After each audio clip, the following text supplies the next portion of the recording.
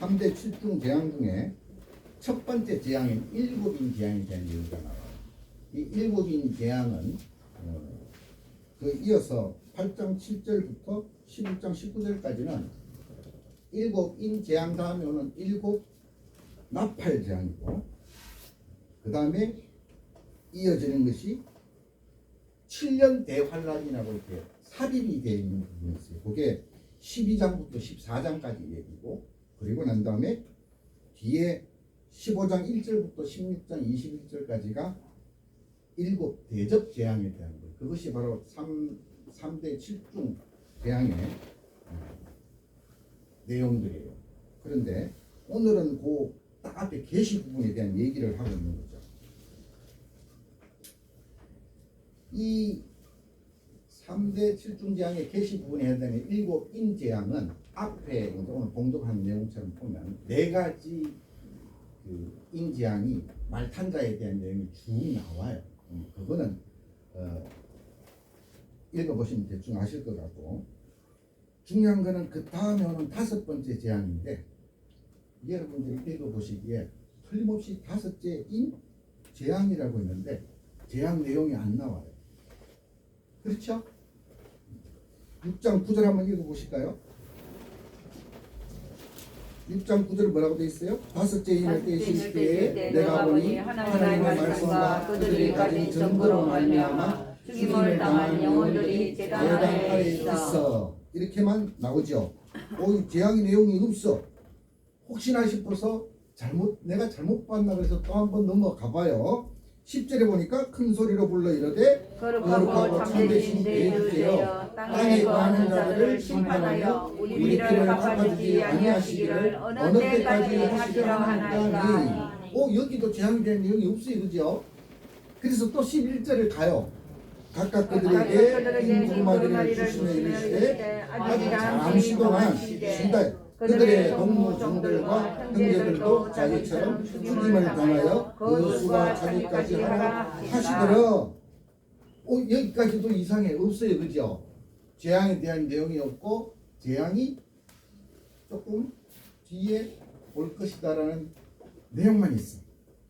그리고 혹시나 해서 또 다시 넘어가 봤더니 바로 여섯째 인을 떼실 때 하고 나오는 거예요. 그래서 이 다섯 번째 재앙이 주는 교훈이 좀 독특한 거죠. 그 첫 번째가 뭐냐면, 고난을 만나면 하나님의 영광을 찾으라는 거예요. 우리가 살다 보면 굉장히 많은 고난을 만나게 되죠. 그런데 여기 오늘 본문의 내용도 보시게 되면은 다섯째 인을 탁 떼실 때 장면이 기록이 돼요. 배경이 뭐냐면, 갑자기 6장 1절부터 8절까지는 땅의 내용이 나와요. 그죠? 땅에서 뭐 청록색 말을 탄 자, 검은 말을 탄 자, 다 나오는데, 갑자기 이 다섯째 인을 탁 떼고 난 다음에 장면이 하늘로 바뀌어요. 그리고 다섯째 인을 떼시자 하늘 제단 아래 있는 순교자들의 모습이 나오는데, 하나님께서 그들에게 흰옷을 주시면서 위로하시는 본성이 있습니다. 왜냐하겠죠. 왜 하나님께서 이 다섯째 인을 통해서 지금까지 재앙으로 가득 찬 땅에서부터 시선을 탁 옮겨서 하늘로 배경을 옮기는 사도 요한에게 왜 그렇게 옮기게 환상을 보여주셨냐는 거죠. 그건 무엇인가 하니까, 많은 성도들이 핍박을 받고 생명까지 많은 일론 그런 고난을 당하지만은 버려지고 잊혀지는 게 아니라 하늘로 옮겨져서 하나님의 보호를 받고 있음을 사도 요한이 보여준 거예요. 여러분 그걸 한번 생각을 해보세요. 사도 요한이 살던 당시가 황제를 이렇게 신처럼 섬기는 그런 우상 정책이 횡행하던 그때인데, 그런 사도 요한에게 사도 요한이 반모습에 왜 잡혀가요? 나는 하나님만 믿지 황제를 신으로 섬길 수는 없다고 딱 반모습 잡혀간 거거든요. 근데 그렇게 고난 당하고 있는데 그 고난 당하는 교회와 성도들을 위로하고자 하셨기 때문에 사도 요한이 그걸 딱 장면을 딱 보여서 하늘의 모습을 보여준 거예요. 우리 지금 살고 있는 우리도 마찬가지죠. 그죠? 이 땅에 살면서 하나님 믿는다 그러면 조롱하는 사람들도 있고, 하나님 믿는다는 이유로 다른 종교 믿는 사람들로 핍박을 받는 경우도 있고, 그죠? 그런 경우 많으셨을 거예요. 그럼에도 불구하고 그러한 것을 고난으로 받아들이지 말으라고 하나님께서 사도 요한을 통해서 보여주신 거예요. 그래서 뭐라고 얘기하는 거 아니? 11절에 보면 하나님께서 순교자들의 수가 차기까지 잠시 기다려라 라고 얘기합니다.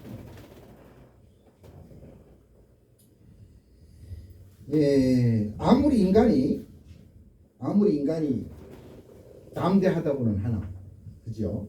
고난에 너무 찌들어 버리면 어떻게 돼요? 사람이 그냥 넉다운 돼 버렸죠. 그런데 그런 우리들에게 오늘 이 요한계시록의 말씀을 통해서 그렇게 순교당한 사람들이 하나님의 인도를 받고 있더라라는 장면을 사도 요한을 통해서 보여준 거예요. 그리고 그 순교자들이 탄원을 하잖아요. 왜 우리들의 이 희생에 대한 보험을 안 해주시고 저 악한 자들을 벌하지 않느냐 그랬더니 하나님께서 순교자가 차기까지 쉬어라 그러죠. 참으로 놀라운 얘기죠. 하나님은 지금도 성령의 눈을 통해서 온 땅을 감찰을 하고 계세요. 여러분들이 그걸 아셔야 돼요. 그런 것들이 세계사, 지금 현재 이렇게 역사가 일어나는 가운데서도 전체적으로 일어나는 일들, 그러니까 우주적으로 일어나는 일들은 하나님의 감찰 후에 나타나는 일종의 반응하고 있는 거예요. 아무리 인간이 어떤 것을 감추려고 해도 감찰하시는 하나님 모르고 계실까요? 절대 그렇지가 않아요. 계시록 5장 6절에 뭐라고 되어 있어요?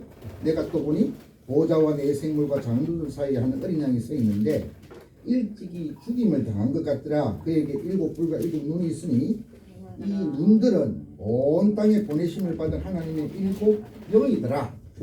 세상을 감찰하기 위해서 7영을 보내는 거예요.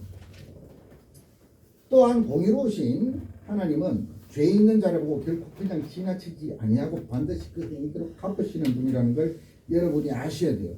출애굽기 23장 7절에 보면 이렇게 적혀 있어요. 거짓 일을 멀리하며 무죄한 자와 의로운 자를 죽이지 말라. 나는 악인을 의롭다 하지 아니하겠노라. 그리고 34장 7절에 또 이런 내용이 있어요. 인자를 천대까지 베풀며 악과 과실과 죄를 용서하리라. 그러나 벌을 면제하지는 아니하고 아버지의 악행을 자손 3, 4대까지 보응하리라. 내가 잘못하면 어떻게 돼요? 자손 3, 4대까지 그 징벌을 받게 된다는 얘기예요. 세상에는 이걸 금하고 있죠. 그걸 뭐라고 그래요? 연좌제 금지라는 거죠. 자기 아버지가 지은 죄는 아버지로 끝난다 이거죠. 우리나라의 친일 부역자들이 제일 먼저 했던 게 바로 연좌제 폐기였죠. 왜? 자기가 한 일 때문에 자기 후손이 탄압을 받으면 가문이 어떻게 돼요? 망가지겠죠. 그래서 연좌제부터 제일 먼저 없앴어요.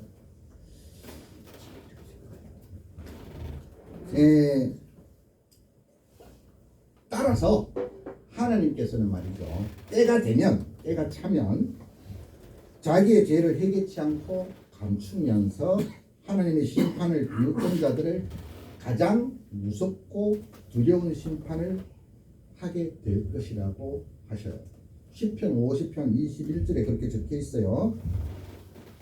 내가 이 일을 행하여도 내가 잠잠하였더니 너가 나를 너와 같은 줄로 생각하였도다. 그러나 내가 너를 책망하여 너의 죄를 너의 눈앞에 낱낱이 드러내리라 하시는도다. 참으로 무서운 얘기죠.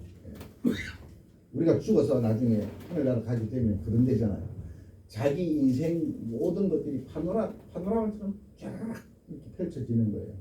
그래서 자기가 잘못한 것을 감출 수가 없다는 거예요.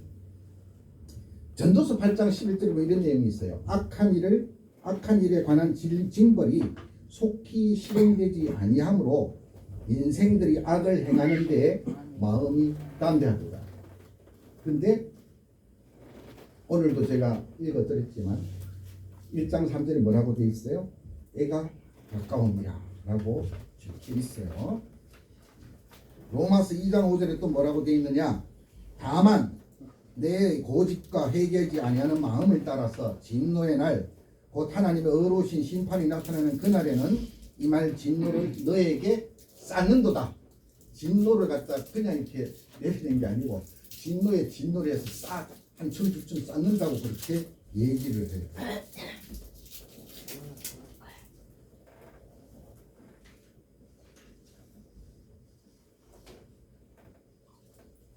예.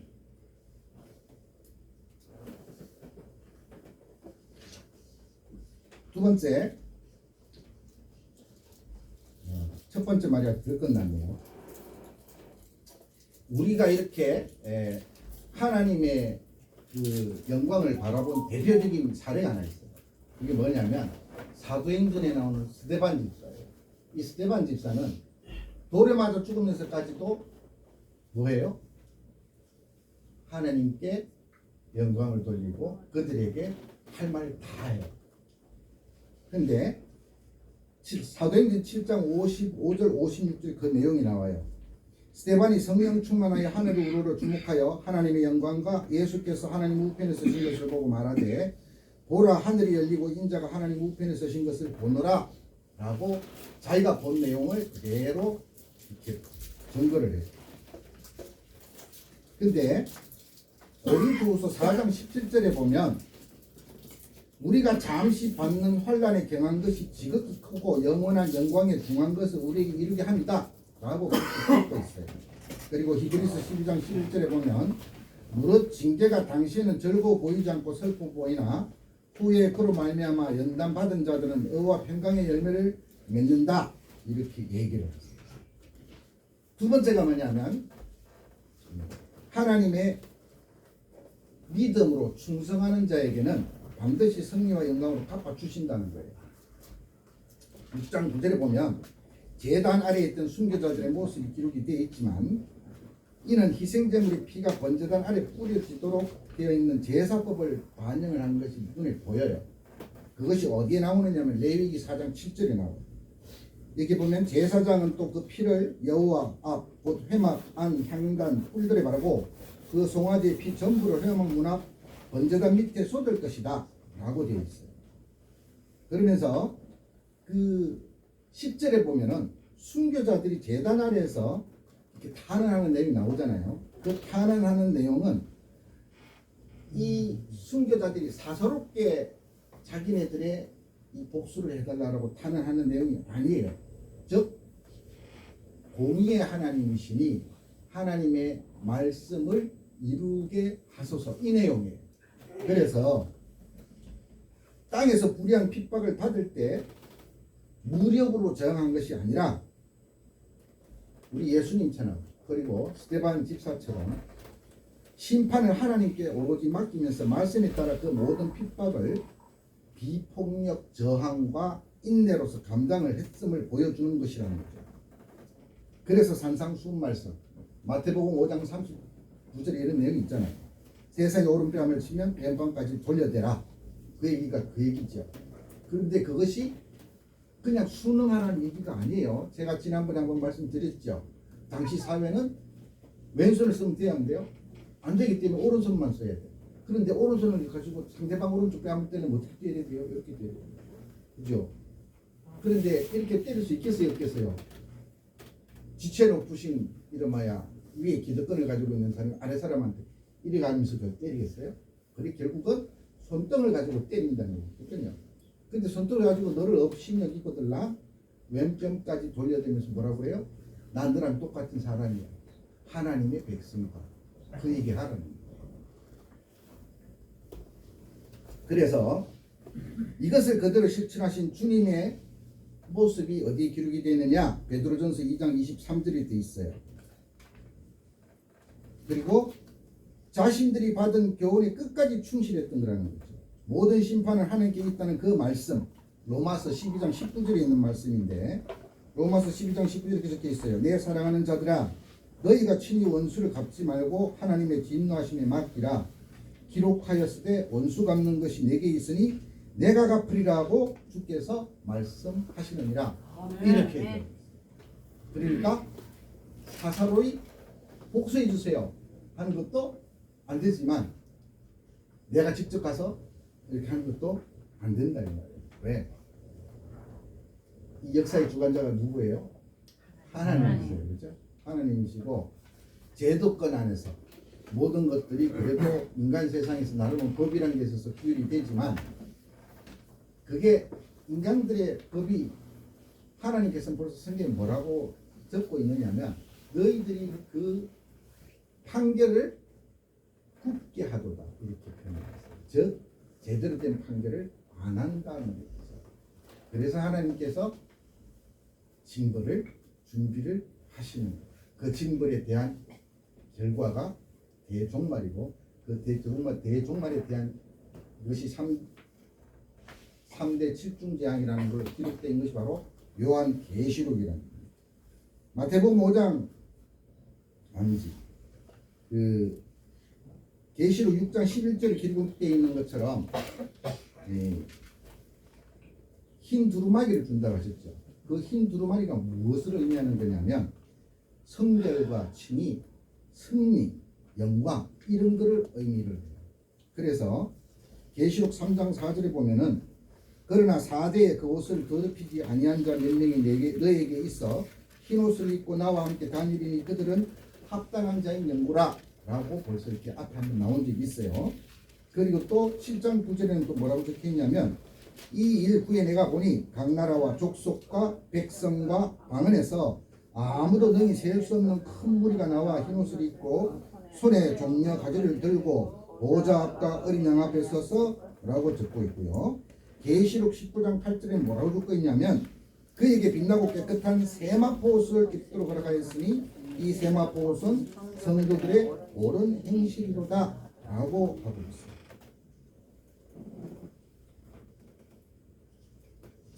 이 다섯째 인이 말이죠.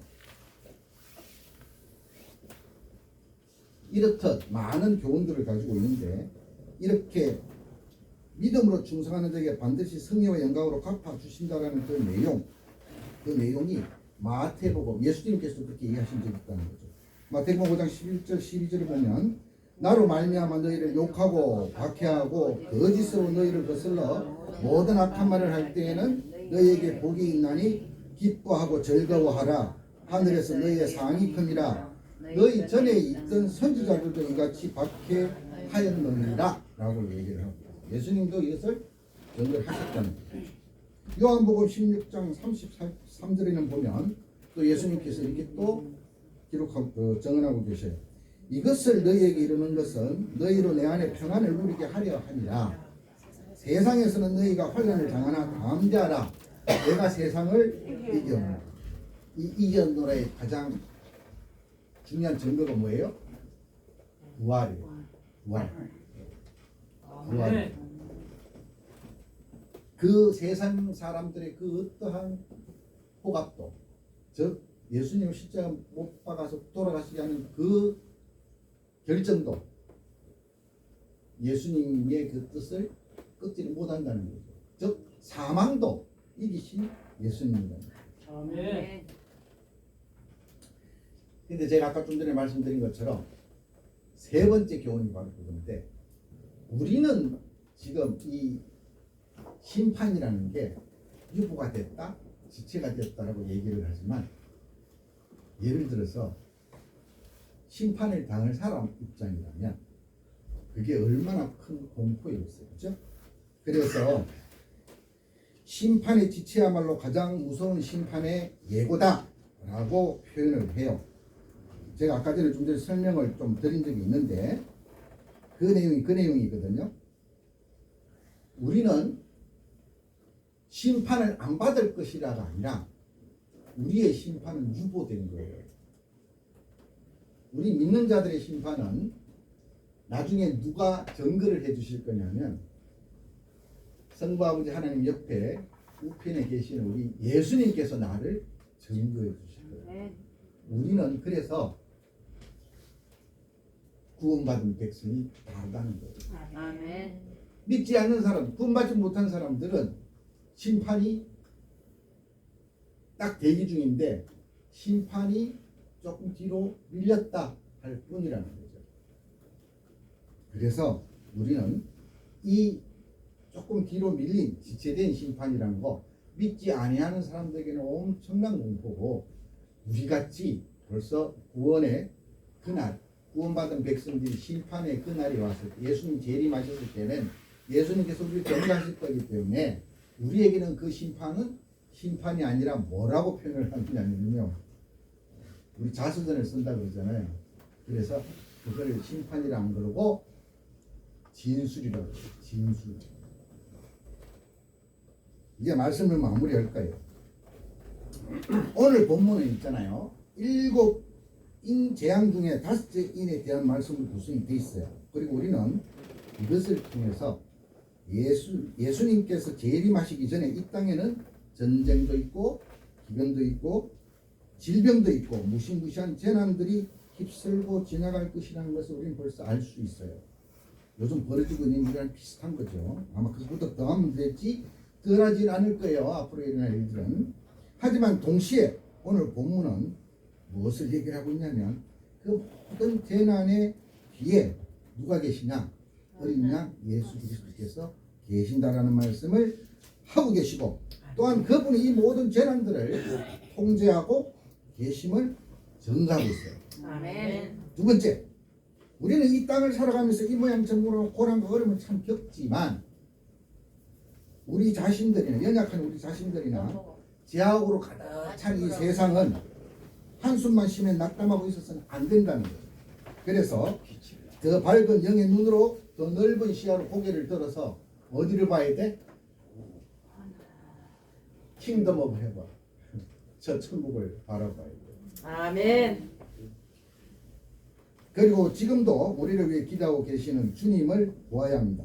히브리서 7장 25절에 그러므로 자기를 힘입어 하나님께 나아가는 자들을 온전히 구원하실 수 있으니 이는 그가 즉 예수님이 항상 살아계셔서 그들을 위하여 강구하심이라. 아멘. 그래서 우리는 예수님, 저 천상에 부활하셔서 천상에 계시는 예수님을 삼중직이라는 표현을 써요. 선지자, 예언하시는 분, 그 다음에 제사장, 그 다음에 왕 중에 왕이죠. 그리고 우리를 위해서 기도하고 계시는 주님을 우리는 꼭 봐야 돼요. 그리고 믿음을 지키고 하나님 품에서 심의 영광의 시간을 기다리고 있는 수많은 순교자들, 그들은 우리를 뭐라고 그래요? 정인들이라고 그래요. 히브리서 12장 1절 그렇게 돼 있죠. 우리에게 구름같이 둘러싼 허다한 정인들이 있으니 모든 무거운 것과 은혜이기 쉬운 죄를 벗어버리고 인내로서 우리 앞에 당한 경주를 하며 라고 하고 있죠. 예. 그래서 우리는 그 정인들을 보면서 더 큰 믿음과 용기로 땅에서의 모든 고난과 시기를 이기고 승리하는 그런 모든 성도 여러분들이 되시겠으면 좋겠습니다. 아멘. 기도드리시겠습니다.